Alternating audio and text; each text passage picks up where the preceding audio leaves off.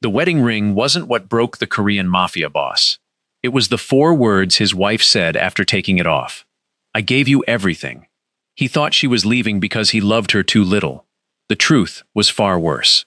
She was leaving because of a secret he had spent 6 years protecting her from. And that secret was about to make her the most wanted woman in Seoul. Before we continue, tell me where you're watching from. I love seeing how far these stories reach. Serena's hand closed around the ring before she let herself think about what she was doing. It came off easier than she expected.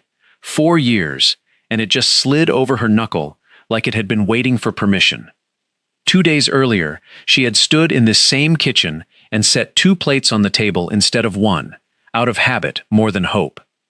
Their anniversary. She hadn't said the word out loud in front of Yoo-jin in a long time.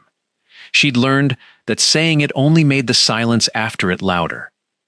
He didn't come home that night, or the next. She didn't call anyone. She didn't cry in front of the staff. She unset the second plate, put it back in the cabinet, and told herself this was just what the 5th year of marriage to Kang Yoo-jin looked like. You stopped expecting the door to open. You stopped listening for his car. Han Do-sok found her on the terrace the following evening, the city lights doing nothing to warm the air. He's alive, he said, because that was always the first thing you told a wife married to a man like Yoo-jin. There was a problem. He'll explain when he can. He always can, Serena said. He just doesn't. Han didn't have an answer for that. He respected her too much to lie, and he respected Yoo-jin too much to say what he actually believed, which was that his boss had gotten very good at surviving bullets and very bad at surviving his own marriage. Yoo-jin came home a little after midnight. No warning. No call. Just the sound of the front door and his footsteps, heavier than usual, like the 2 days had cost him something he wasn't going to talk about. Serena was still awake. She'd told herself she'd go to bed at 11. She was still on the couch at midnight, not because she was waiting up, she told herself, but because sleep hadn't wanted her either. He stopped in the doorway when he saw her.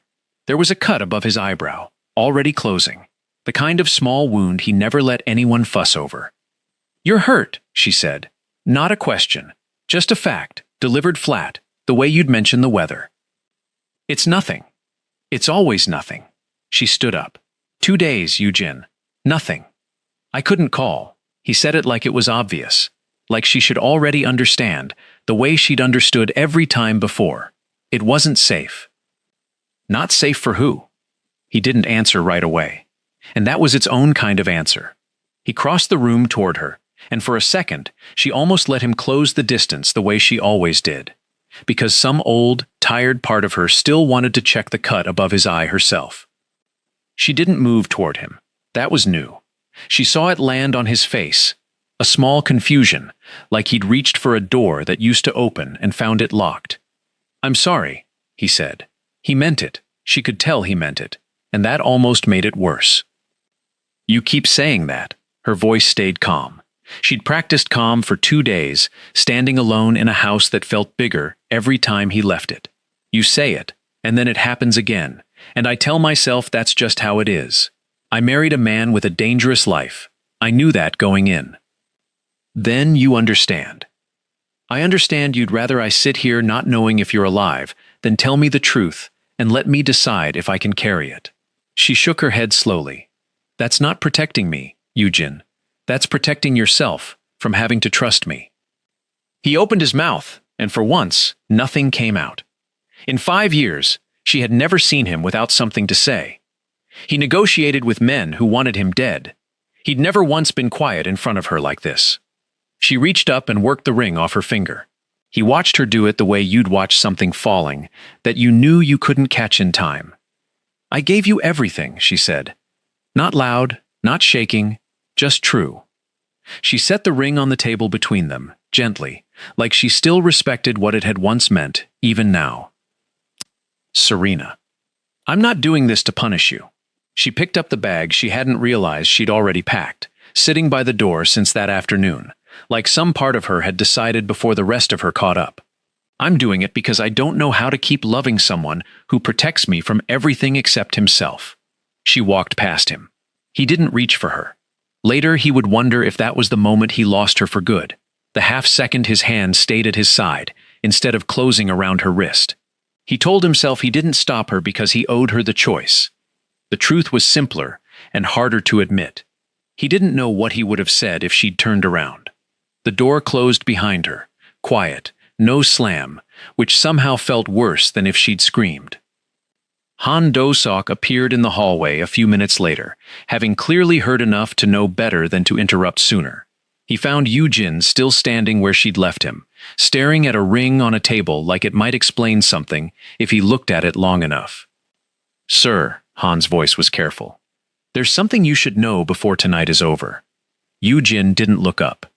Words already moving. "Two of the northern families know your wife walked out without protection." Han paused, choosing the next part deliberately. They know exactly what that means. A wife with no name to hide behind isn't just an ex-wife anymore. She's a target with no one standing in front of her. Yoo-jin's hand closed slowly around the ring. Yoo-jin didn't answer Han right away. He set the ring down on the table with more care than the moment probably deserved, like slamming it would make the last hour more real than it already was. "Find out who's talking," he said finally, quietly. "I don't want her name louder than it already is." "And her?" Han asked. "Do we tell her?" No. The word came fast, the way old habits always did. Then, slower, like he was arguing with himself. "Not yet." Han didn't push. He'd learned a long time ago that some of Yoo-jin's decisions couldn't be undone by disagreeing with them in the doorway at 1 a.m. He left to make calls. Yoo-jin stayed with the ring and the quiet, and neither one of them offered him anything close to comfort. Serena, 3 miles away, was learning what silence sounded like when it belonged to her. She'd taken a room above her sister Grace's garage, the kind of small space that used to embarrass her when she pictured other people's lives. Now it just felt like hers. No staff. No car waiting outside. Just a mattress. A window that stuck when it rained, and a version of herself she hadn't spoken to in years. Grace stood in the doorway that first morning, with 2 cups of coffee and an expression that said she'd been waiting 5 years to have this conversation. "You could stay here as long as you want," Grace said. "You know that." "I know. You could also let him send money. Nobody would blame you." Serena wrapped both hands around the mug. "I'm not doing this to be stubborn." "Then why?" "Because every time I took something from him, I owed him something back, even if he never said it." She looked out the stuck window at the gray morning. "I don't want to owe anyone anything anymore. I want to build something that's just mine." Grace didn't understand it completely, not yet, but she recognized the tone. It was the same one Serena used to have years ago, before the marriage, before the wealth and the quiet and the plates set for one. Grace had missed that voice more than she'd admit out loud. 2 days later, Serena found the Community Arts Center. It sat 2 streets from where she'd grown up, windows boarded, the old mural on the side wall faded almost to nothing. She remembered it full once, remembered dragging Grace there after school to watch other kids paint and dance and pretend to be anyone they wanted. It had closed the year their mother got sick. Serena had never stopped thinking about it, not really, just buried the thought under years of galas and empty dinners and a husband who filled rooms with power instead of warmth. The building needed everything, new wiring, new floors, a director willing to work for almost nothing. Serena stood in the dust and broken glass, and felt something she hadn't felt in longer than she wanted to admit. She felt useful. The work was slow, and it was hers. She learned to argue with contractors. She learned the names of every kid who wandered in from the block just to see what the noise was about. One boy, maybe 8 years old, watched her patch a hole in the drywall and asked if she used to be rich. "I used to be a lot of things," she told him, and he laughed like that was the funniest answer he'd ever heard, and something in her chest loosened for the first time in months. What she didn't know was that she wasn't rebuilding that center alone. Across the street, in a car with tinted windows, a man named Jung watched her unlock the front doors every morning at 8. He reported to Han. Han reported to Yoo-jin. 3 times in the first 2 weeks, Jung quietly intervened before trouble found her, once turning away a man who'd been asking too many specific questions about her schedule, twice redirecting deliveries that weren't deliveries at all. Serena never saw any of it. She only noticed, sometimes, a strange feeling of being watched, and told herself it was just the neighborhood, just old instincts from a life she was trying to leave behind. She was wrong, and the not knowing would cost her later. Jin, meanwhile, was losing a different kind of battle. Chairman O summoned him on a Thursday, in the private room at the top of the Cheongye Tower, where the old man conducted business the way his father had, slow and deliberate, like patience itself was a weapon. "You've been distracted," O said, not a question. "I'm handling it. You're handling a woman who left you." O's voice didn't rise. It never needed to. The northern families smell weakness. Weakness in you becomes weakness in all of us. She's not your concern. She's everyone's concern the moment she's unprotected, and the wrong people know it. O set down his tea with exact precision. "I won't approve resources for a personal matter, not while the syndicate is exposed." Jin left that meeting with nothing, which meant Jung's protection detail existed on Jin's own money, his own men, quietly pulled from other operations, a debt he was accumulating with no one but himself. He told himself it was enough that she was safe. He told himself that counted as love. It didn't feel like enough, not anymore, and some nights he sat in his office with her ring still on his desk and understood, slowly, painfully, that all the protection in the world hadn't once made her feel chosen. 3 weeks in, Serena stood in the half-finished center holding an envelope that had come with no return address, just her name, typed clean across the front. Inside were photocopies, financial records, old and yellowed at the edges, dated almost 6 years back. Her own name appeared twice, buried in a string of numbers she didn't understand at first. A handwritten note was clipped to the top page, no signature, just 4 words. "You already changed everything." Serena read it twice, then a third time, her hands going still against the paper. She had no memory of these documents, no memory of mattering to anything beyond her own small, ordinary life 6 years ago. But someone believed she had, and someone wanted her to know it. Serena didn't sleep that night. She sat at the small table in Grace's garage apartment, with the pages spread out in front of her, reading the same numbers over and over until they stopped looking like numbers and started looking like a door she hadn't known was there.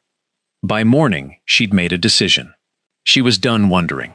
She called Jin's office instead of his cell, because some stubborn part of her still needed the distance a receptionist gave her, still needed to feel like she was choosing this and not being pulled back in. He cleared his afternoon before she finished the sentence. They met at his office, not the house, neutral ground or as close to it as either of them could get. Serena set the envelope on his desk without sitting down. "Tell me what this is." Jin looked at the pages for a long moment before he looked at her. That pause told her more than anything he could have said. He recognized them instantly. "Where did you get this?" "That's not the question I asked." He sat back, and she watched something in his face give way, slow, like a wall losing its foundation 1 brick at a time. 6 years ago, you found irregularities in a shipment ledger. You mentioned it to me over dinner, like it was nothing. A curiosity. You had no idea what you'd actually found. What did I find?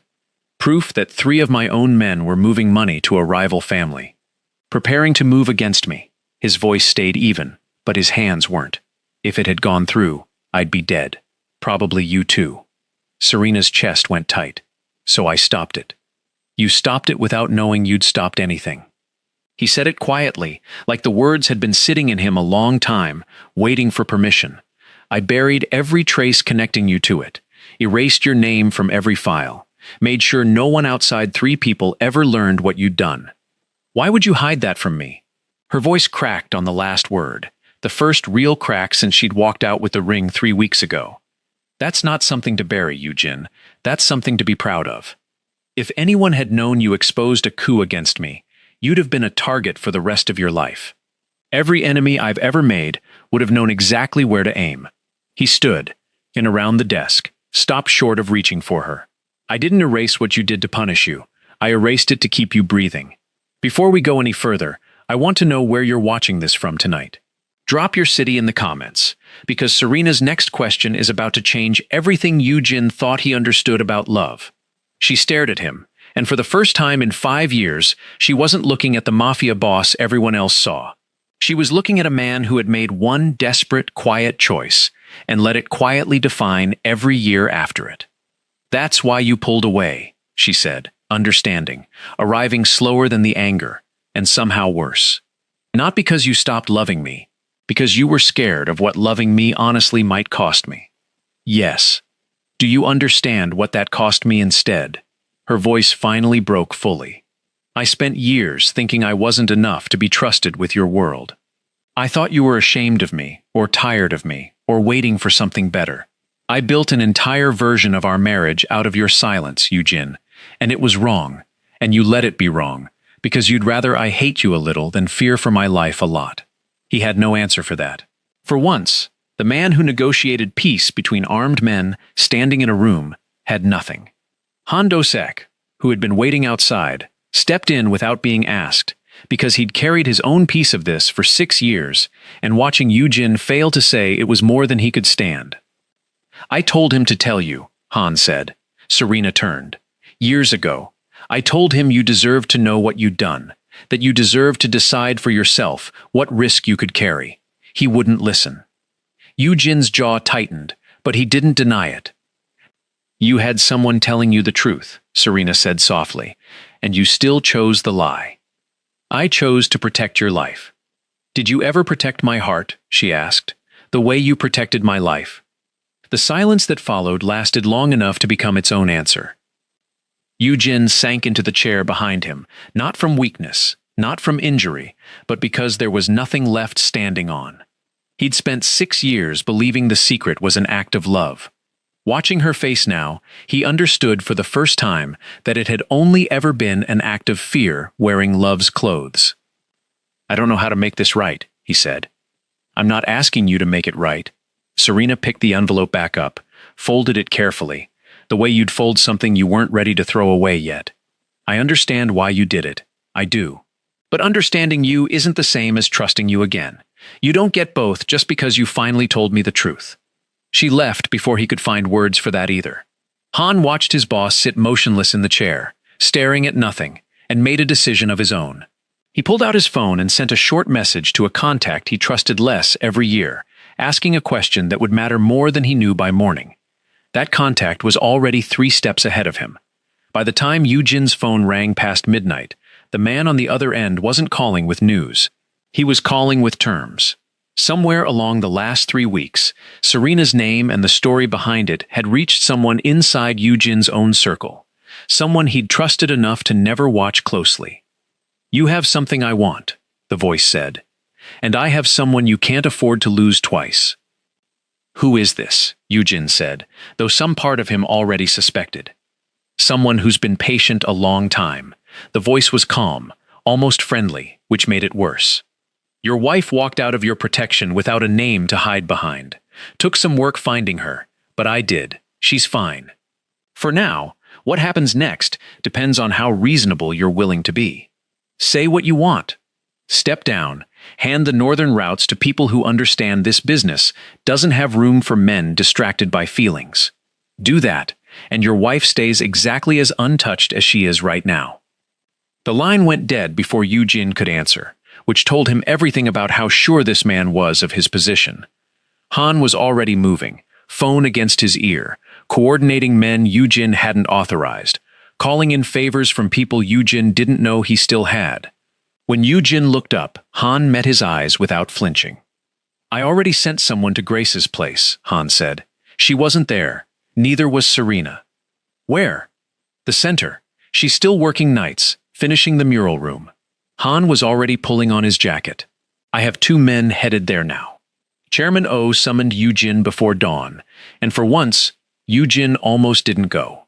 He went anyway, because refusing O outright while his wife's safety hung in the balance felt like a fight he couldn't afford to pick twice in one night. "Give her up," O said, without preamble, the tea in front of him untouched. "Publicly, let the northern families see you, cut the weakness loose. It ends the threat, and it ends the talk that you've gone soft." No. O's expression didn't change, which was somehow more unsettling than anger would have been. "You'd choose one woman over everything your father built." "I'd choose the truth," Eugene said, and heard himself say it, and understood he meant it in a way he hadn't 3 weeks ago. You've spent decades telling yourself, love makes men weak. It didn't make me weak. Hiding love did.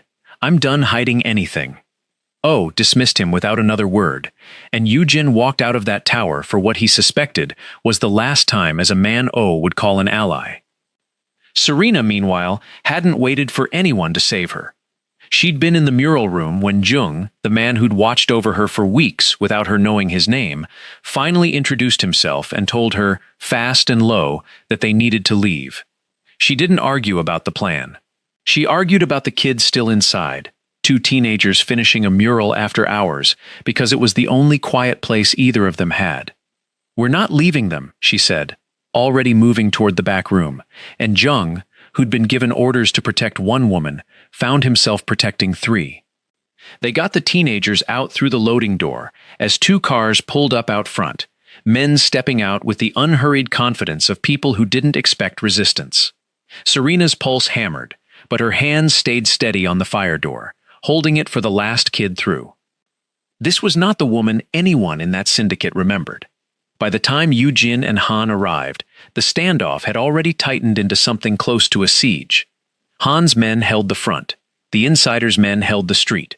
Somewhere in the middle of it, Yujin realized the fight he was about to have wasn't the fight that would actually save anyone.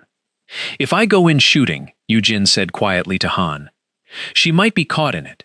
If I negotiate, they'll never let this go. Not really. Not while I still have something to protect. Then, take away what they want. Yujin looked at him. Burn it down yourself, Han said. All of it. The routes, the accounts, everything that makes you worth threatening. Hand it to the authorities before he can use it against you. There's nothing left to hold hostage if there's nothing left to take. It was the kind of decision that ended empires. Yujin had spent his whole life building something out of fear and control, and Han was asking him to burn it to the ground in a single night, in exchange for a woman who had already told him understanding wasn't the same as trust. He did it anyway.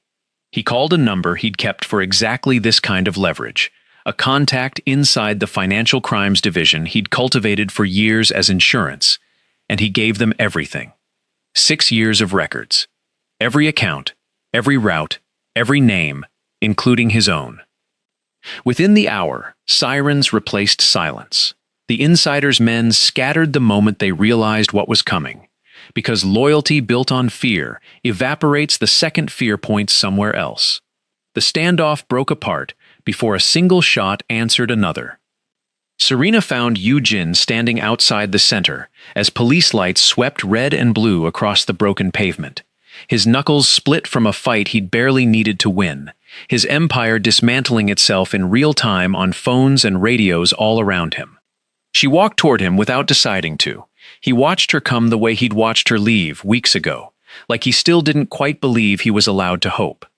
You gave it all up, she said.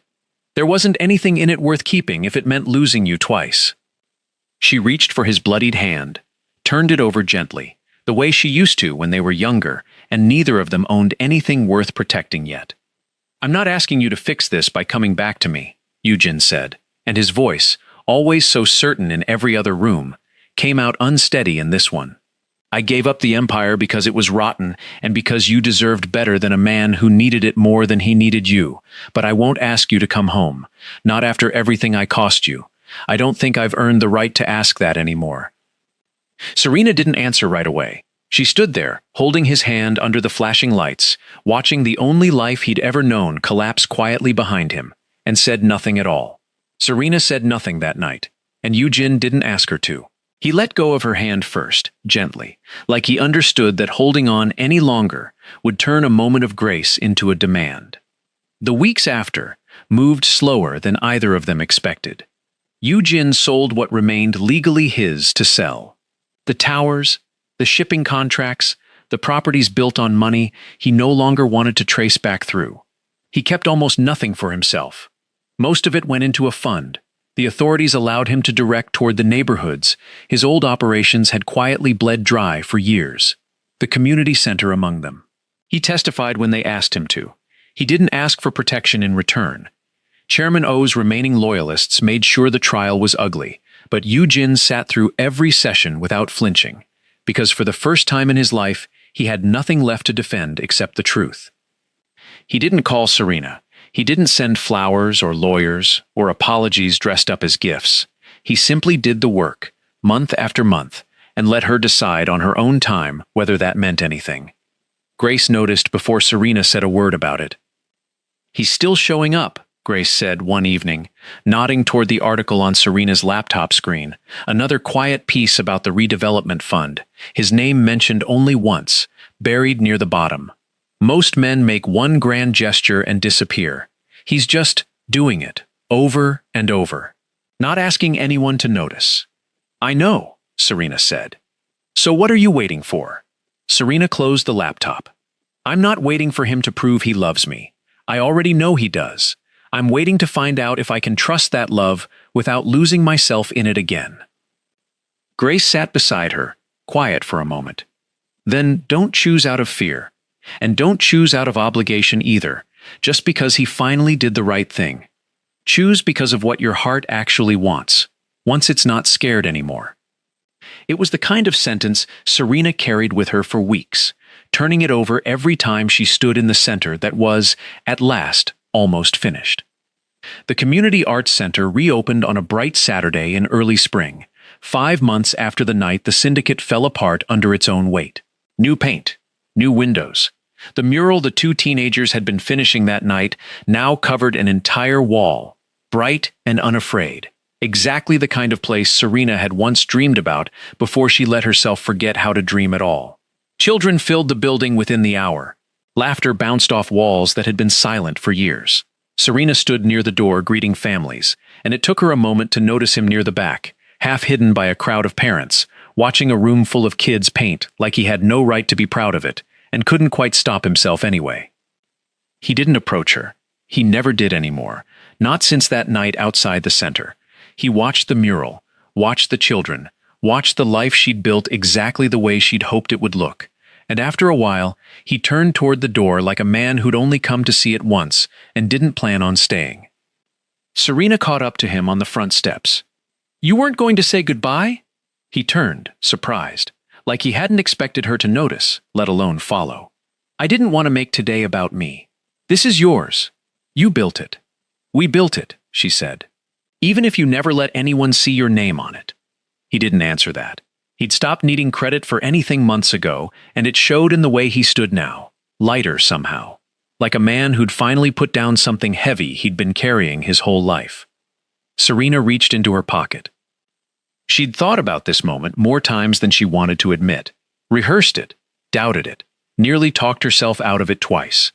But watching him stand there, asking nothing, expecting nothing, she understood Grace had been right. This wasn't fear. It wasn't obligation. It was simply what her heart wanted, now that it wasn't scared anymore. She didn't hand him back the old ring.